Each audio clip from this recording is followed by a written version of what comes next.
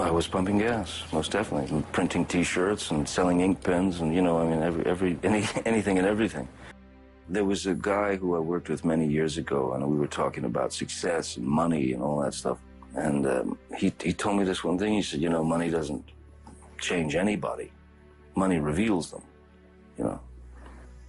Same thing with success, and I believe that, wholeheartedly. I'm still exactly the guy that used to pump gas, I'm still the guy that was a mechanic for a minute, I'm still, exactly. I just happen to have a weirder job at the moment. If we could celebrate every breath that we take, because nothing's a guarantee.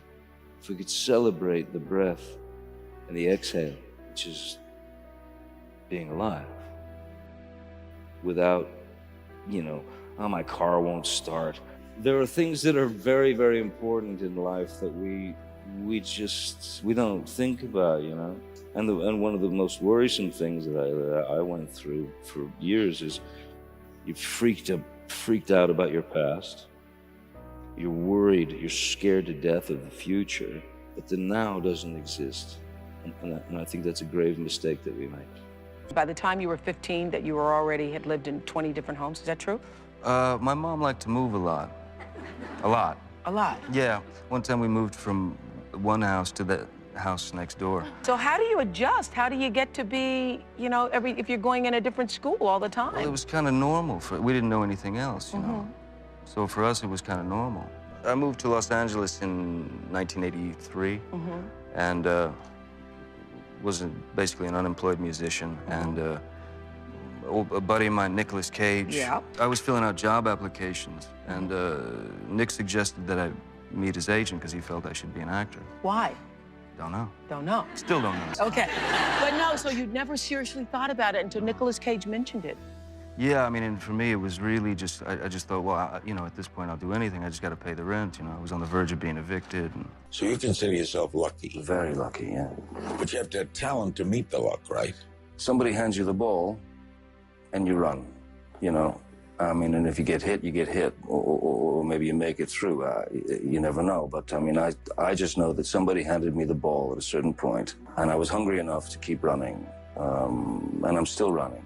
I maintain a hunger, but not an ambition. You went to play music when you quit school. You didn't go to become an actor. I started playing the guitar at the age of 12. Yeah, it was the first real passion that I had. So I literally don't remember going through puberty because I locked myself in a room at the age of 12, 13, and just played the guitar, learned things off records, and taught myself how to play. And it was my life. And it was the only solace.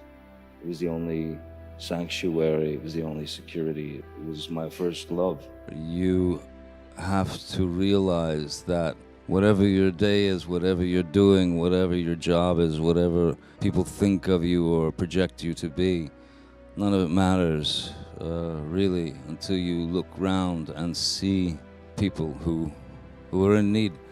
And I think probably the best benefit of my job is to help to make people smile who otherwise wouldn't or couldn't have a smile on their face. So, yeah, that's my deal. To go into a place where, I spent time in Great Ormond Street, where it was, I was the parent when my daughter was ill, and it was,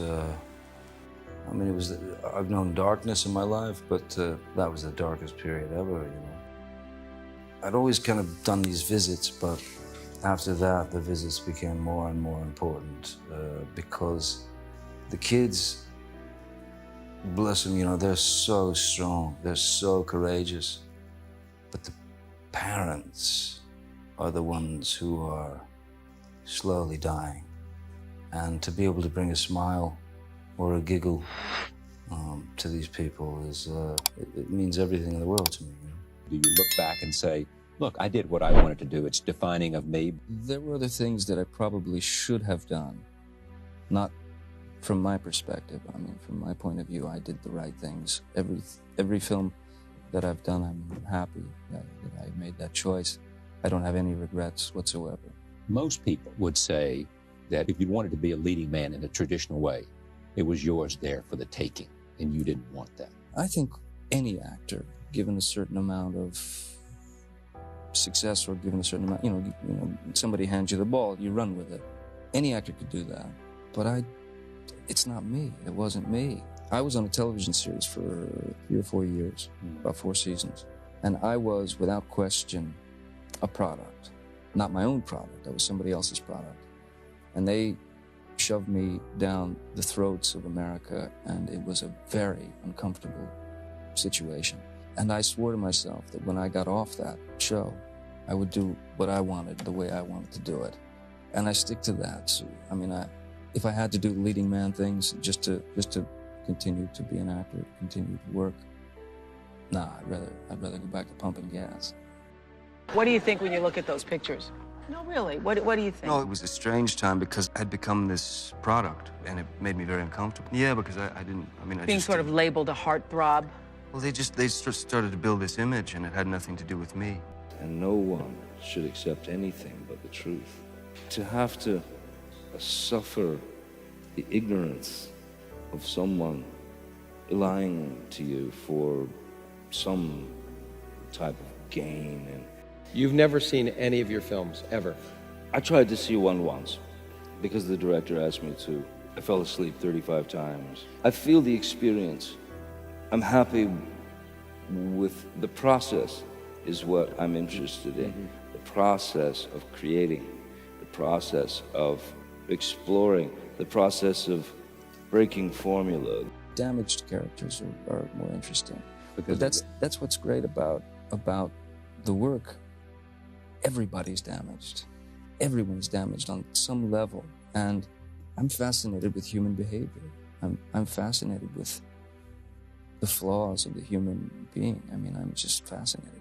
It's a strange thing because the greatest thing you can do as an actor, I think, is to be an observer. And at a certain point, something bizarre happens, and you're not able to observe in public anymore because everyone is observing you. So that's a kind of danger. Since May 27th, when my daughter was born, I've been floating.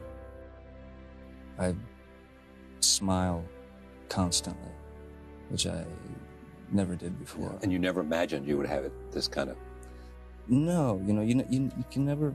Everybody tells you, and you know what they're experiencing. You know it's going to be something, sublime. But no, you just don't. You can't imagine it until it actually happens. When you see this little angel arrive, she's everything. The baby's everything. It's so amazing. My little family. It's unbelievable. It's I don't know. It's the only thing that's ever happened. Really, the only thing. Everything else is smoke. What were you worried when you turned 50? No, it was like, it was just a wake up. It's another day, and everybody makes a deal about, the idea of, 50, half a century and stuff like that. It felt like 40 to me. It just felt like another decade, really, I mean, both grown-ups and kids love him so much. What is it about him, you think, that makes... Well, for one, I think he's a major talent.